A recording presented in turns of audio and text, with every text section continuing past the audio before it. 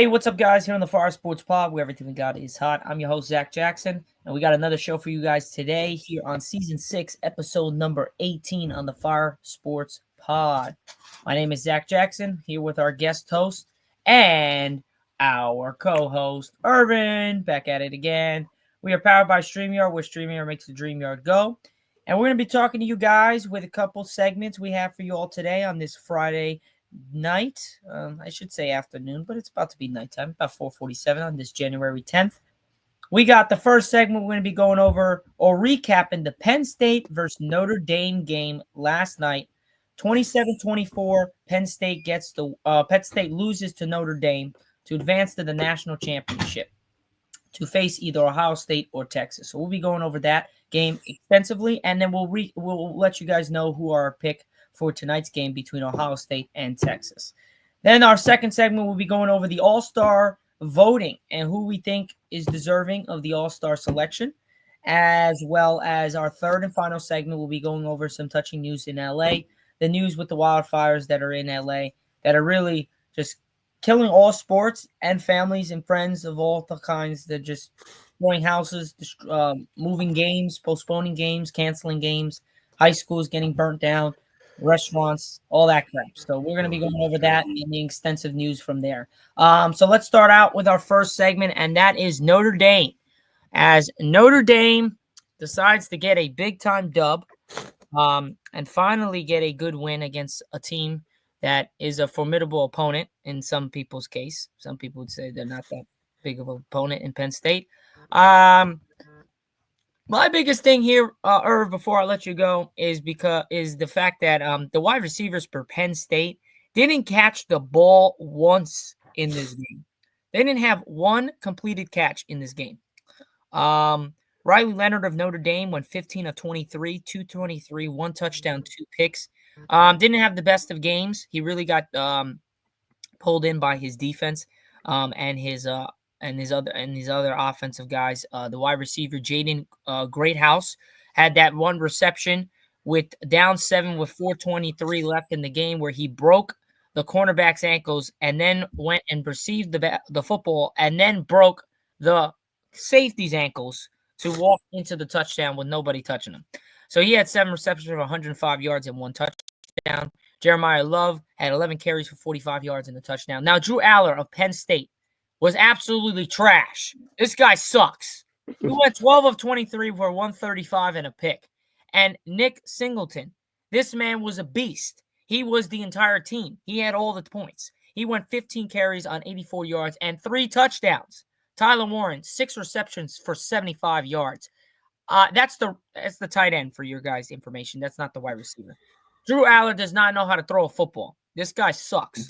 I'm sorry. How the hell, with tie game with a minute left, as your defense makes an amazing stop against Notre Dame, you get the ball back.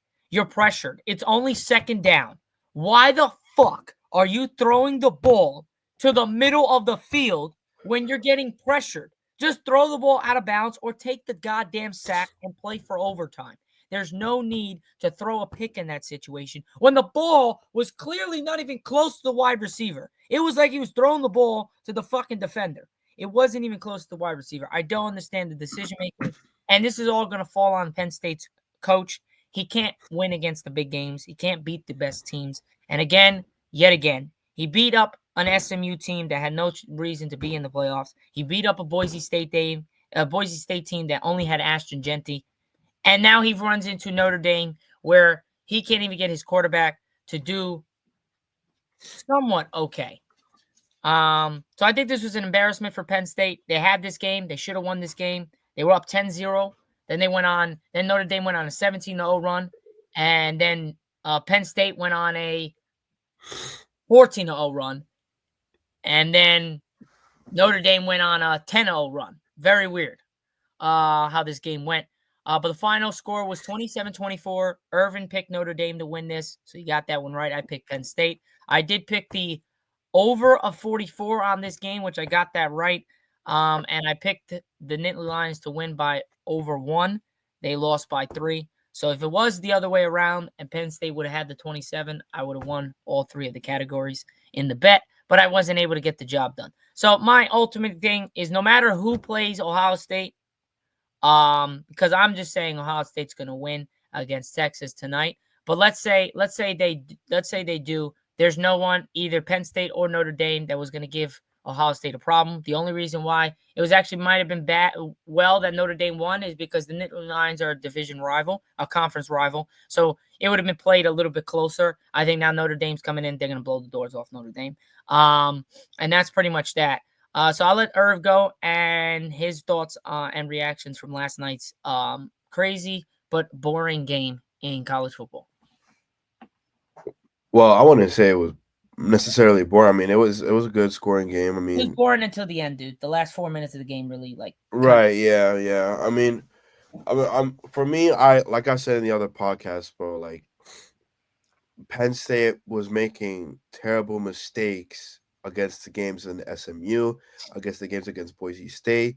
They were making mistakes. Like although they beat these small schools by a lot, they were still making mistakes that if they did that against a big time school, like for example Notre Dame, that will cost them. And it did. It did. It tremendously cost them. And there was just mistakes on both sides of the ball for Penn State. For example, on the offense, like Zach just said, you had the interception where second down, you're about to get sacked, you're getting blitzed. So instead, why if you're gonna throw it, why didn't you throw it to the sideline? Why is it that the one interception that you had to be thrown directly in the middle? That's the worst, especially if you're getting rushed pressured. That's the worst situation and spot that you had to put the ball. And yet, here you are. You throw the football right down the middle. And then you have him walking with his hands here, his head down. His body language is showing that he is defeated. Why? Because he knew he made a costly mistake. A simple mistake that literally cost him the game.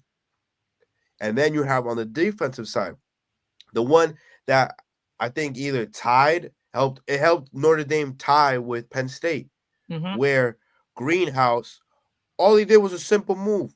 Quarterback sat on his butt like this on the ground, fell on the ground, wide open, catches the ball, boom, boom, safety, all on the ground again, and he just runs in for the touchdown.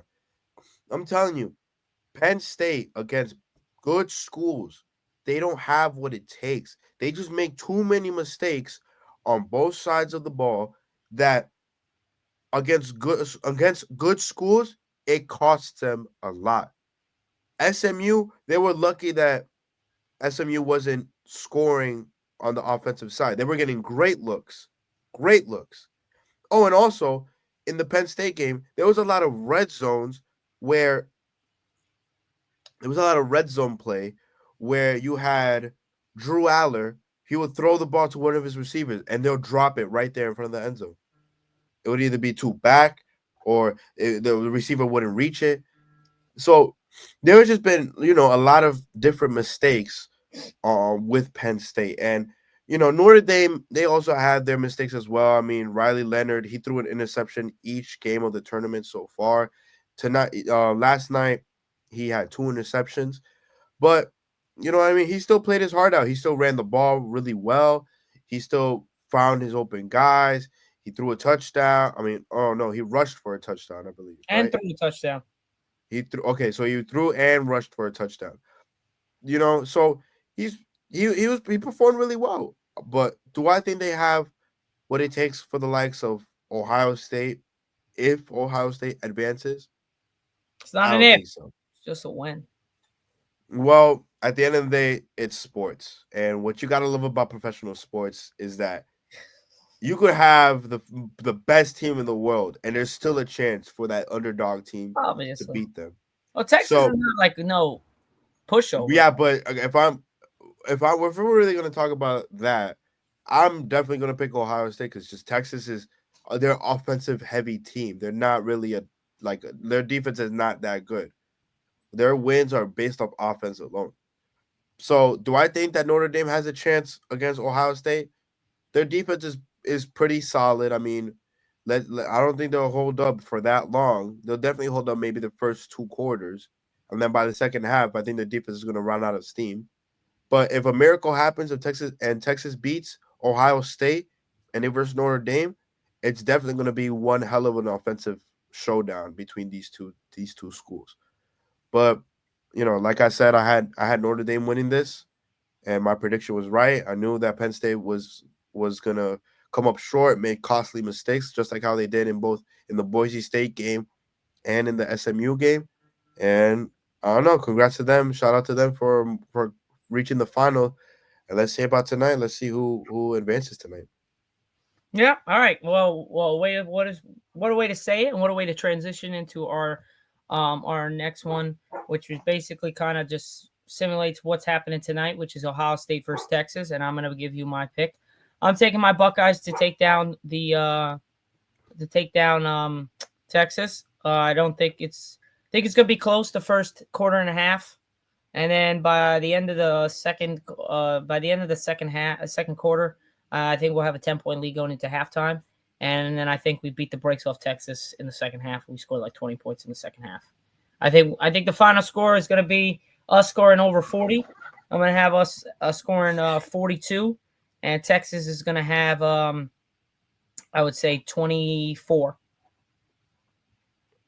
Yeah, I mean that's a pretty good prediction. I mean, Ohio State is averaging Over 40 points. I mean, they beat Tennessee, which I don't think Tennessee is like as bad as people may say that they are. And then they versed Oregon, the number one team in the country, undefeated, and they beat them 40.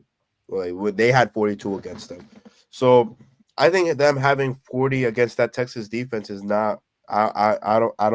I'm not against that pick. You know what I mean? I do think though that their defense will hold them down. I don't know. I mean, Texas is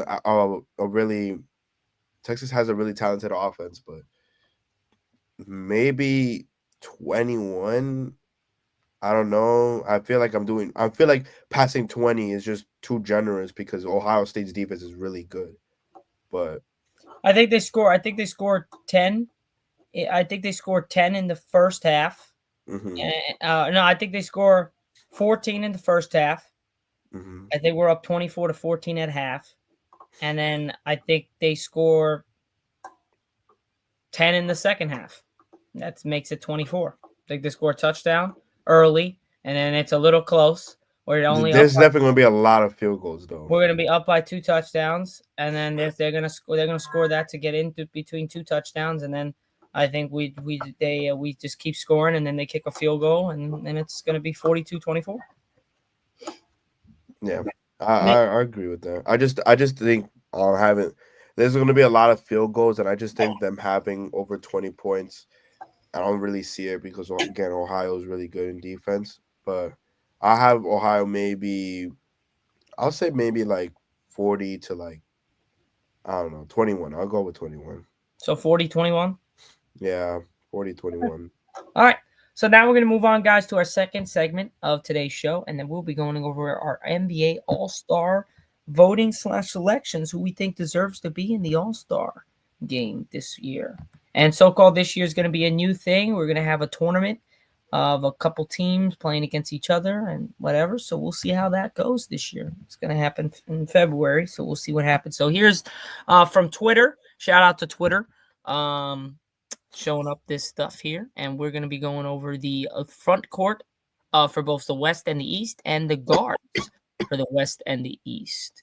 So let's get right into it. All right. So here we go. Western Conference, Eastern Conference. Nikola Jokic has 2,277,723 votes. Kevin Durant has 1,983,680 votes. LeBron James has 1,981,529 votes. Victor Wembanyama has 1,630,948 votes. Anthony Davis has 1,528,262 votes. Sangoon has 556,515 votes. Jalen Williams of OKC has 328,329 votes. Andrew Wiggins, haven't heard his name a lot, 307,738 votes. Domantas Sabonis, 250,715. Jaron Jackson Jr., 185,459. So that's for the West. I don't think I'm going to go over all these numbers. I think it's just going to take too long. But Yeah, we'll just go over the names.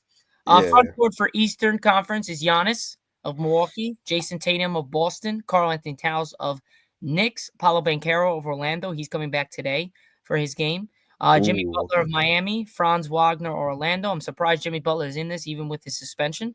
Evan Mobley, Joel Embiid, and Paul George. Now the guards for the Western Conference is Shai Gilgeous-Alexander of OKC, Stephen Curry of Golden State, Luka Doncic of Dallas. Luka's not going to play in this because he's out with an injury, so he's just getting votes, but he's not going to be in it. Kyrie Irving. Steph Curry is going to take his place. Oh, So wonderful. Kyrie Irving, Anthony Edwards, James Harden, John Morant, Darren Fox, Devin Booker, Norman Powell. Wow. Norman Powell's been balling, That's man. awesome, man. I love to see that, man. Norman Powell's been balling, man. Now, for guards for the Eastern, you have LaMelo Ball, Donovan Mitchell, Dame Dollar, Jalen Brunson, Trae Young, Tyrese Maxey, Cade Cunningham, Jordan Poole. Surprise, Yep. he's on this thing. Ballers Darius all day. Garland and Tyler Hero.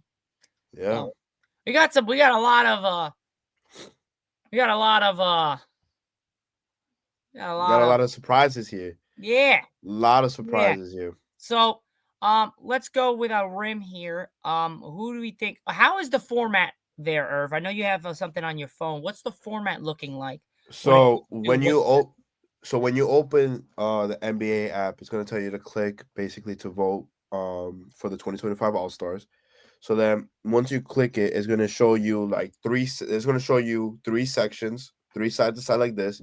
So these are the three front courts of each conference, and on the bottom they're allowing you to pick two guards for each conference. So we need 3 front courts from each conference. Yeah, And 3 2 front guards courts and then 2 guards. Because I'm assuming because it's small, it's combining the front courts is small forward, power forward, and center, and then you have the guards, which is point guard and shooting guard. So Okay. that's why I All think right. they So have we it got to 3 and get 2. three guys from the front court from each conference and 3 guards. But again, I thought there was 8 teams, so we can't just have to pick. We don't have to pick 8 guys. There's got to be 8 teams. No, you're allowed to pick up to 10 people, which is 5 from each conference. 5 from each conference. 5 from each conference, but you're allowed to pick. Yeah, so it's up to 10 people that you're picking for 5 for each conference. And okay, I mean, it looks like it's the same system. To be honest, I think they're just trying to see who exactly maybe are like the captains or who exactly is. Because I know they're doing that 14 tournament thing where they have 4 Yeah. So I think they're trying to see like who is the first people that are going to be picked first, and then who is going to be in the bench. And so far, we're looking at a lot of people that are going to be in the bench, like Jordan Poole, Norman Powell, Tyler Hero.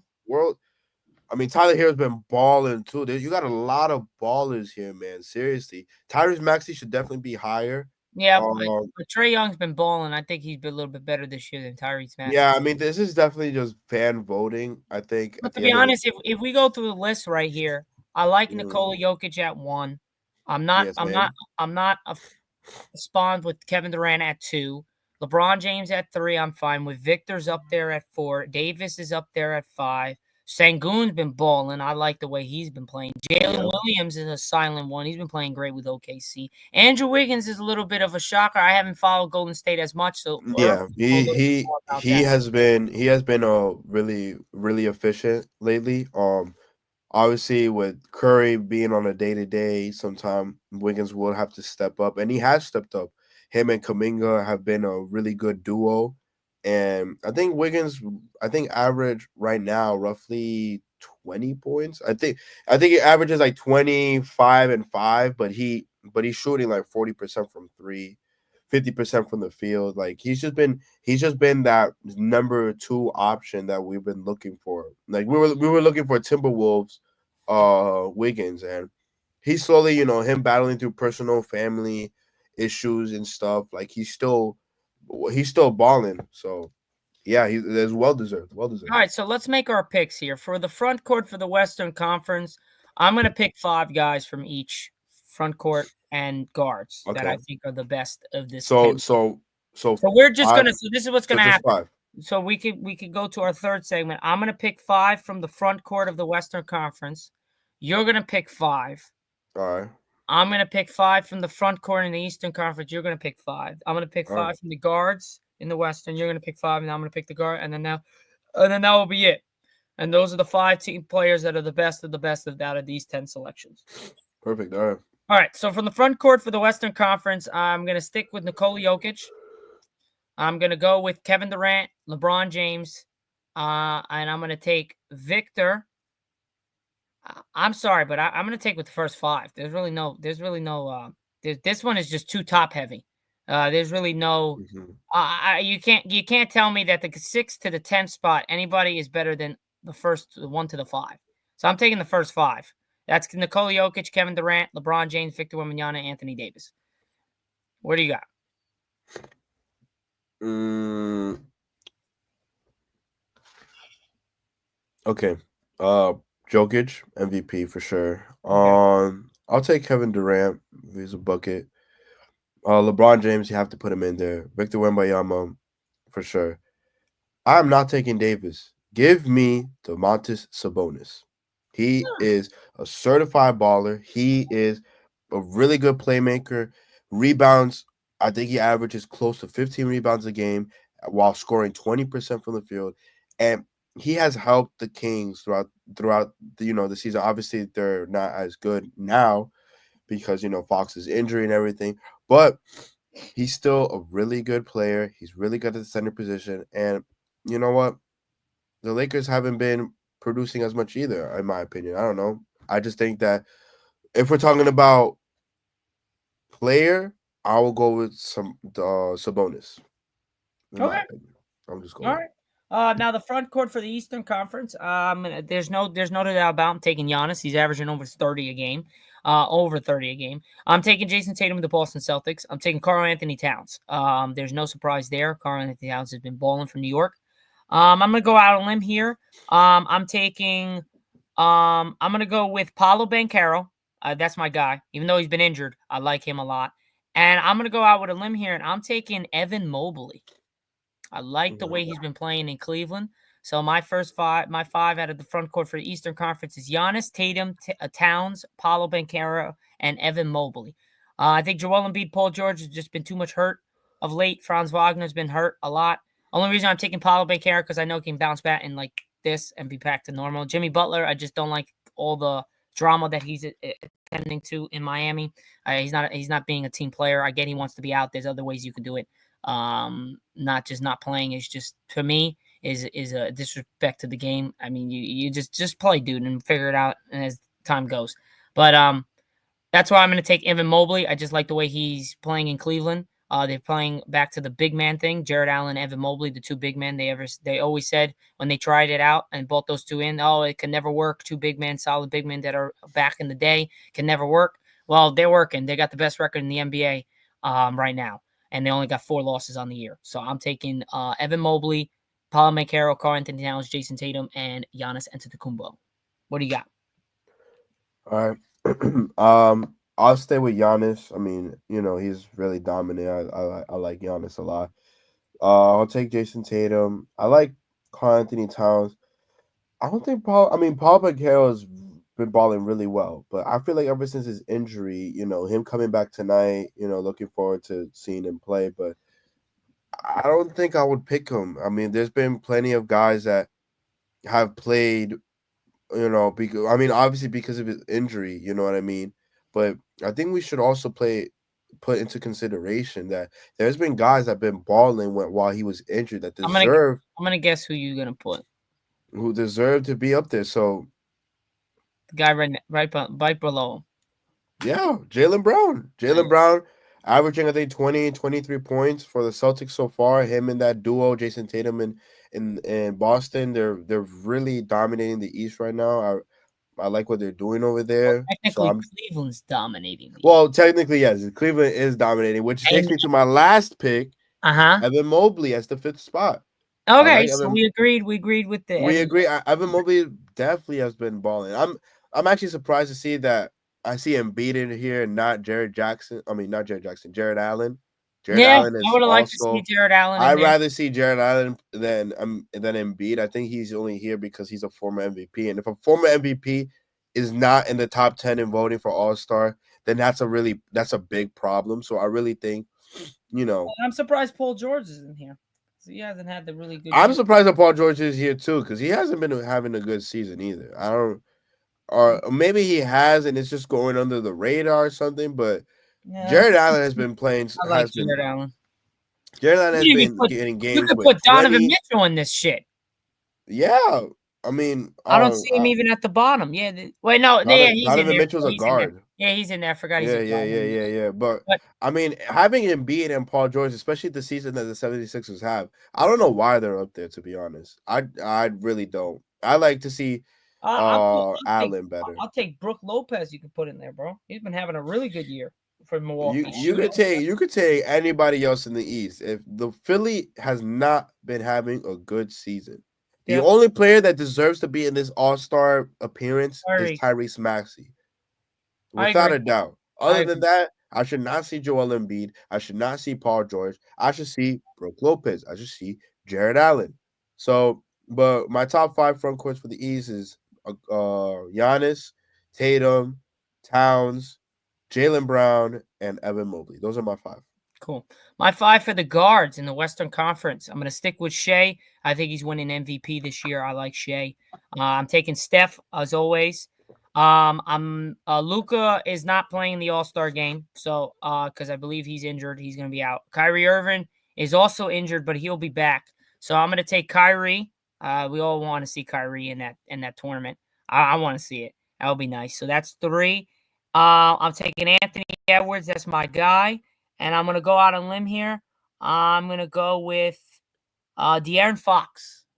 I like De'Aaron Fox. I want De'Aaron Fox in there. De'Aaron Fox. So my 5 is De'Aaron Fox, Anthony Edwards, Kyrie Irving, Steph Curry, and Shea Gilgeous-Alexander. All right. All right. What's your 5? All right. For my 5, let me get Shea, Curry, Irving, Anthony Edwards, and we get Norman Powell, man. I was gonna pick that too. Let me get Norman Powell, man. Forget about all these. Forget about Ja. Forget about Fox, Booker. Forget about Harden, bro. Put in my boy Powell, man. I was gonna if you say see that Norman too. Powell, he's the best role player in the NBA, bro. If you see Norman Powell on this list for All Stars, bro, that is a problem. That's how you know he deserves to be up here, bro. Give me Norman Powell on my 5, bro. You got Shea, Curry, Irving, Edwards, and Norman Powell, bro. That's my 5 right there, bro. All right. Nothing, not much said. I like it. All right. The guards for the East. I'm taking LaMelo. Man's been averaging over 30 a game. He just looks like he's playing around. He looks like he's not even playing. He's playing backyard. Like he's playing like backyard basketball when he was playing with Lonzo and LiAngelo. I'm taking LaMelo. I'm taking Donovan Mitchell, even though he had a shit game against OKC. He's been playing lights out for Cleveland. I'm taking those 2. I'm taking my man Dame Dollar back in the top 3 of voting. I like that, my man. Let's go. 3. Jalen Brunson got to put in there. I'm going to take Garland, man. I'm going to take Garland. Darius Garland. I like Garland a lot. I know Tyrese Maxey is there. I know Trae Young's there. I know Cade Cunningham's there. Jordan Poole's team sucks. Tyler Hero's team is very out of the bloom. I don't know how he's going to end the season. He's been playing really well. Cade Cunningham has got the Pistons playing really well. Trae Young's is not an easy win in Atlanta. Tyrese Maxey's the only good thing happening in Philly. But I just like Garland, man. He's playing with Donovan. He's playing with Evan Mobley. He's playing with Jared Allen, Max Strus. He's playing with a lot of guys that can shoot the basketball, make some shots, and he's still averaging over 18 a game. He's doing really what he's supposed to do as a point guard. He's able to shoot the ball. He's able to get to the rack. He's got some crafty finishing. I like the way Garland's been playing. I think he should deserve a lot more credit than he gets for why Cleveland is the best team in the NBA and has the best record. So I'm going to take Garland. I'm going to take Garland, Brunson, Dame, Donovan, and LaMelo. That's my 5 for the East. All right. For me, taking LaMelo Ball, taking Donovan Mitchell. I'm taking Trae Young and Tyrese Maxey. Okay. And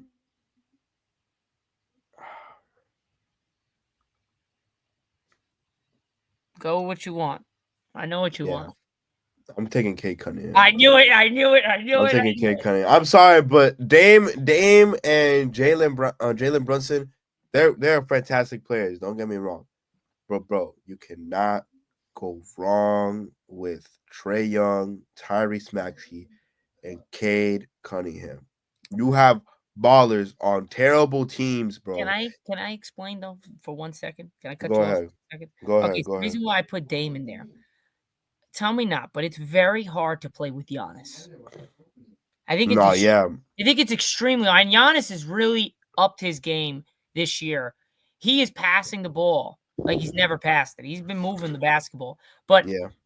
the reason why Dame was so bad last year, yes, he was dealing with injuries, but Giannis didn't know how to play with a talent like Dame. With another All Star. You Yeah. can say Middleton was an all-star, was with him, but he's not Dame. Dame is a guy that's gonna could drop 50, could drop 60, drop 70. Dame was averaging almost 30 with Portland, and Exactly. he took a team to the finals. I mean, to the Conference finals conference finals, but he's been taking that same terrible team to the to the playoffs. playoffs like every season he was there. That's why I put Dame in there because of the fact that he's taking a team that he's taking a setback and he's still able to average what he's able to average. Jalen Brunson, I just put in there because I just like the way Jalen Brunson plays. He's a team first player. He also can get buckets. But again, it was hard to stay away from Trey Young. He's been playing amazing. Tyrese Maxey, and I love Cade. I was going to pick him last, but I just like the way Darius Garland's played with the best team in the NBA and with all the talent that he's got around it. The only reason why I would have to, I think you could agree, the reason why these guys are going crazy. Do I think Cade, Trey Young, and Tyrese Maxey, which he's playing with Paul George and Joel Embiid, can play with top teams, top talents? Yeah, but like a Jordan Poole, a Tyler Hero. You even saw with Jimmy Buckets. Tyler Hero wasn't averaging over 20 a game with Jimmy there, scoring the Brock last couple years. I think Cade is a number one option. And if he goes to another team, it's going to be a little weird of an adjustment. I would say Tyrese can already make the thing. Trey Young, he wasn't averaging that much when he had what's his name? When he had DeJounte Murray there. He wasn't averaging all the crazy numbers he's averaging now. So that's why I think that why is Jalen Brunson is able to play with Karl-Anthony Towns, who able to play with OG, who was able to play with all these guys. Damian Lillard, same thing. Donovan, same thing. LaMelo Ball, even though LaMelo Ball's on a crappy team and they haven't won that much, he's got Miles Bridges there. He's got, I believe he's got, I forgot the other guy's name. The guy from Alabama that got drafted last year. The shooter, lengthy shooter. Brandon Miller from Alabama, not Alabama. Yeah, Alabama. Brandon Miller. He's a star too, so he's able to have to play with people as well. So that's why my 5 is. Sorry to cut you off, but that was my 5. That's the reason why. No, yeah, and that's a respectable reason. Like, I get it. Jalen Brunson and Damian Lillard. I mean, they're put in the best positions right now because they're surrounded by guys that could go make their plays. But if you really think about it, bro, for example, Tyrese Maxey. I mean, because Trey Young, automatic, like for me, he's already like in the 5 already. So I'm not, and he's bro, he's been dishing it a lot of assists, and he's been scoring as well. But for me, Tyrese Maxey, I mean, he's with a bunch of stars, and at the same time, he's averaging 25 points a game. So I don't know. Like for me, that's why I want Tyrese Maxey up there. And then you got Kay Cunningham, who is also averaging like 23, maybe like 7 boards, and he averaging almost 9 assists as well. So that's the only reason why I have him over Lillard and Brunson, because although their teams are terrible, they're still keeping their team alive in every game that they play. So yeah. I got you. All right. So guys, that's our all-star selections. Those are the top 5 in each category. We had the front court, we had the guards. So you guys can check us out. Let us know what you guys think. If you have any disagreements, comment down below in the section, and you guys will be able to see and let us know what are your disagreements. All right, now, Irv, let's end with some tragic news coming out of LA with the wildfires that are going and reigning supreme and crazy.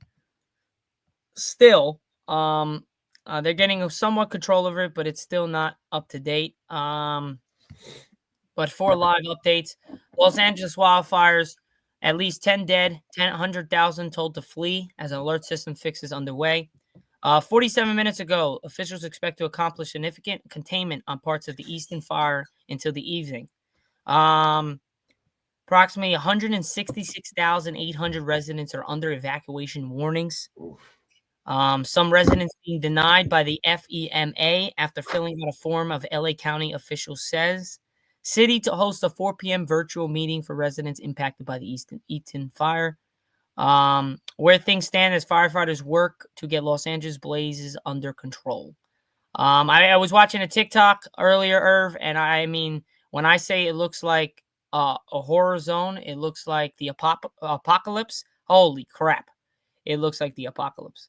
Yeah, I've seen a lot of clips on both Instagram and TikTok, just about how terrible those fires are. Like, you have even Hollywood billionaire, millionaire, like people that their Hollywood homes are being absolutely burnt to the ground, Yeah, it's and ridiculous. it's crazy. It's I don't even know what kind of thing we're in right now, where California, I mean, being one of the greatest states in America, just absolutely going through this, bro. And it's not the first time this has happened either. And right off the new year too. We had the New Orleans thing Yeah. before the college football playoffs with the terrorist act by the guy in the pickup truck killing 15 people, plowing through the streets after the ceremony of the new year. And now this, which is a natural disaster. Firefighters made progress on several fires raging in Los Angeles overnight, but they are now bracing for more winds Friday afternoon. About 153,000 people are still under evacuation orders, according to officials. It's been a busy start to the year for fire crews. Cali Fire said it has battled at least 90 fires in the first 10 days of 2025. That's nuts. Crazy statistic, man. Here's where things stand with the largest fires in LA County. Palisades Fire, burning more than 220,000 acres so far. The Palisades Fire is 8% contained. That's not good. According to Cali Fire, it has destroyed more than 5,300 structures, the third most in state history. The Easton Fire, the Eaton Fire has destroyed 4,000 plus structures, the fourth most in state history, at 3% contained. It has burned more than 13,600 acres so far. According to fire officials, several agencies are assisting, and resources from Canada were also expected to arrive today. Los Angeles County Fire Chief Anthony Monroe said, Kenneth Fire, the fire burning across the West Hills in Los Angeles County and neighboring Ventura County is 35% contained. Officials said it has burned about 1,000 acres so far, according to the Cali Fire. California Governor Gavin Newsom said in the early hours of the Friday that 900 additional firefighters were deployed to battle the blaze. That is ridiculous.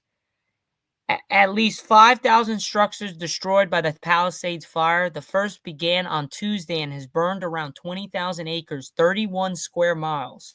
This map shows all of the structures within the Palisades Fire perimeter.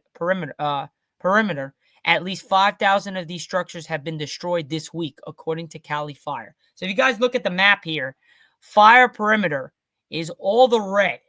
Structures within the fire perimeter, regardless of damage status.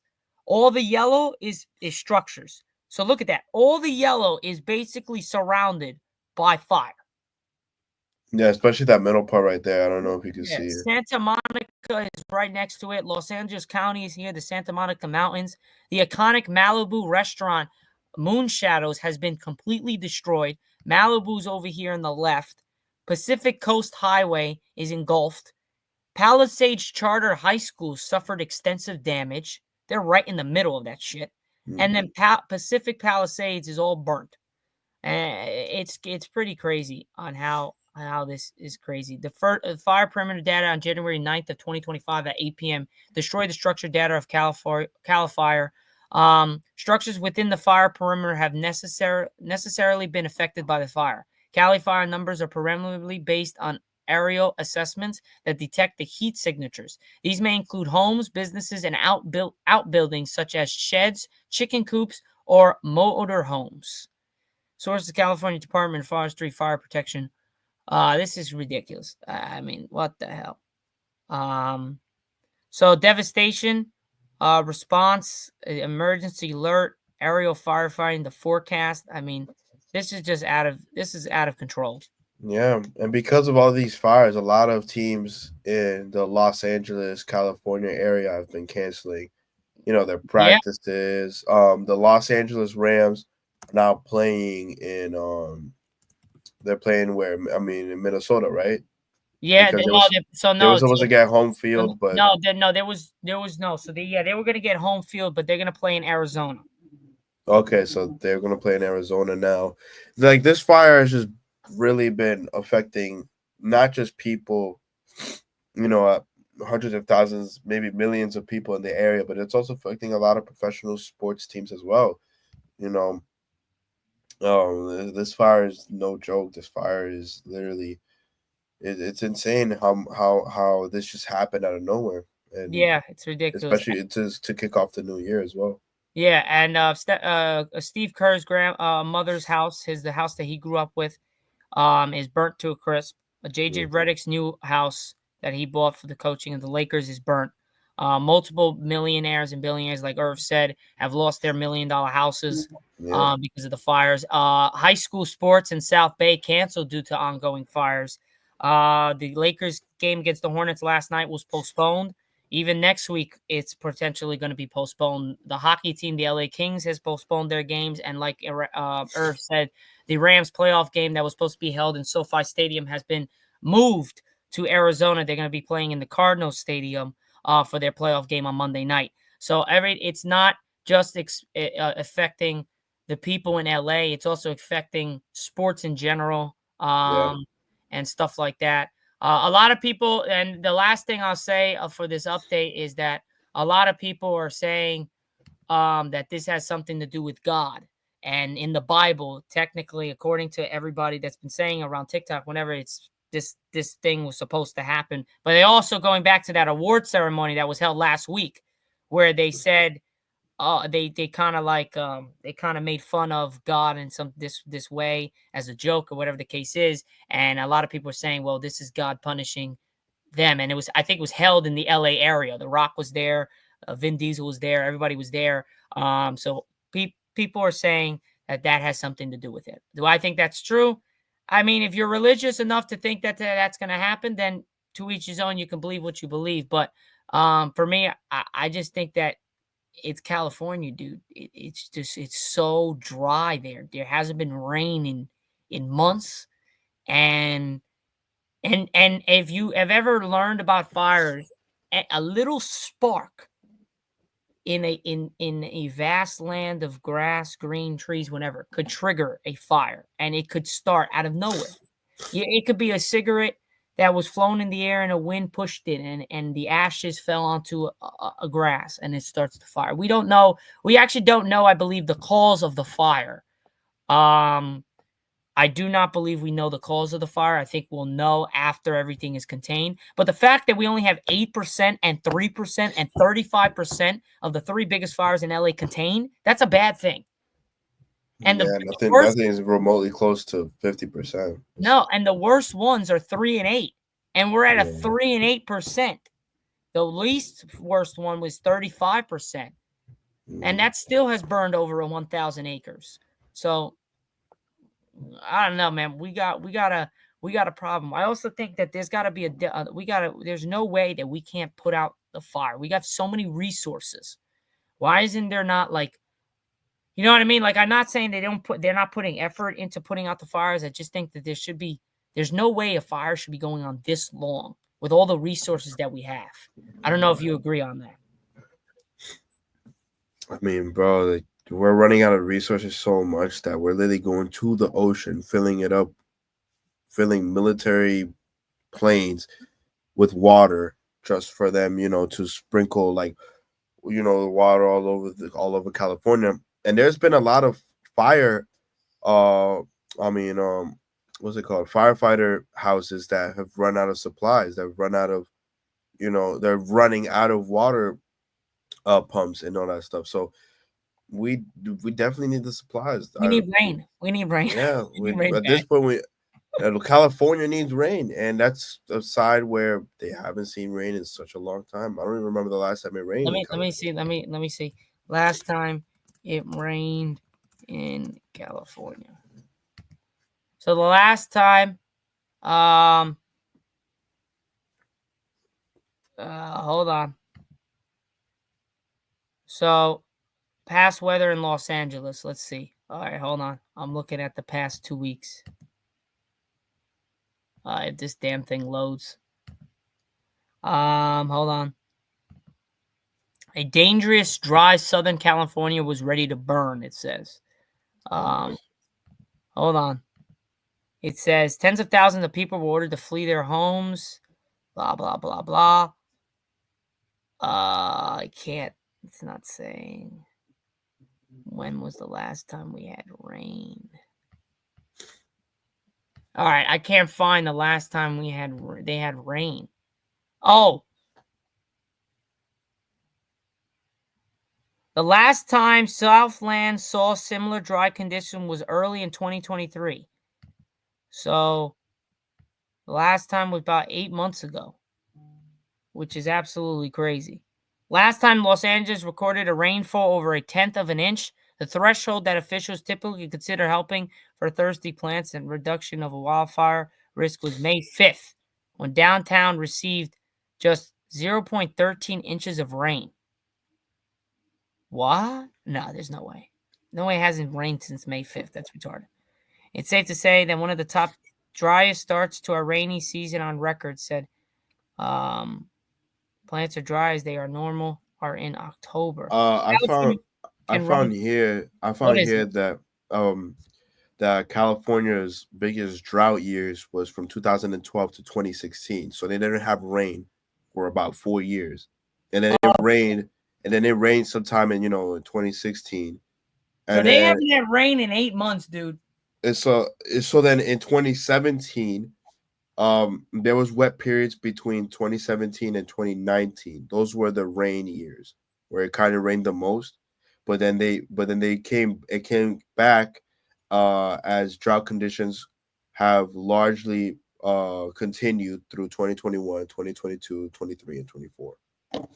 Wow. So So it they have has so last time it had rained heavy was 2019 in California. rained heavy, but in 2023 on May 5th they had like 0.13 inches of rain. Yeah, it wasn't a lot. Dude, it hasn't rained in 8 months there. So it was just bound to happen, basically. Pretty much, man. It's really sad to see what's going on over It there, man. is. It's horrible. But as we end there, that will be pretty much it for our show here on the Fire Sports Pod, where everything we got is hot. I'm your host, Zach Jackson. Here's our co-host, Irv. We back at it again. We are powered by StreamYard, where StreamYard makes the dream yard go. This was season 6, episode 18. Have a great rest of your weekend, guys. Enjoy Wildcard Weekend. Enjoy the college football playoffs tonight. We will see you guys on Recap Monday for season 6, episode 19. We have a lot to talk about. We'll see you guys there. Have a great rest of your weekend, and I'll see you guys then. Peace out, guys.